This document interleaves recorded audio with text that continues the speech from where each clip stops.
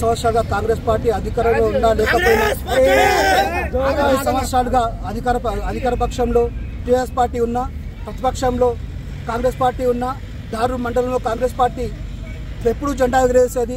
అది కేవలం రఘురెడ్డి పుణ్యాన. ఈరోజు తెలంగాణ రాష్ట్రంలో గతంలో జనరల్ సెక్రటరీ ఉన్నా, ఈరోజు స్టేట్ కమిటీలో ఒక పోస్ట్ రాకపోవడం, అలాగే కార్పొరేషన్లో కానీ డీసీసీ విషయంలో కానీ ప్రతి దాంట్లో రఘురెడ్డి కానీ మా మండలి తరపు నుంచి అన్యాయం చేస్తున్నారు.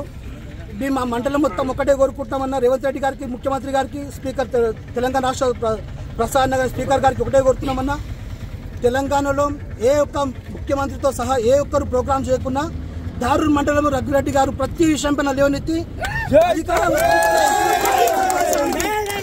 అధికారంలో ఉన్న ప్రతి ఒక్కరికి ఉత్సవం ఇచ్చిన మొగోడు ఎవడంటే తెలంగాణ కేటీఆర్తో సహా తెలిసిన వ్యక్తి రఘురెడ్డి అనే వ్యక్తి.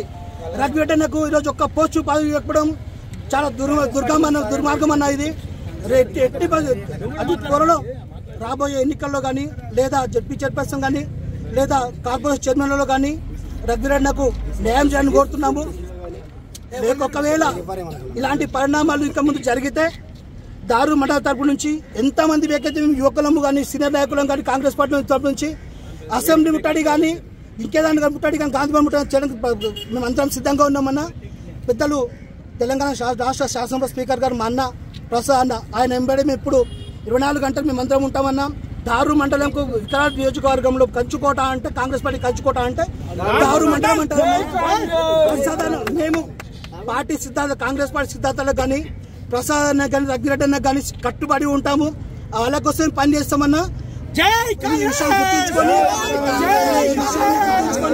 రఘురెడ్డి అన్నకు వెంబడే ఏది ఆయనకు ఇదవుతుందో ఆ పదవి ఇవ్వాలని కోరుకుంటూ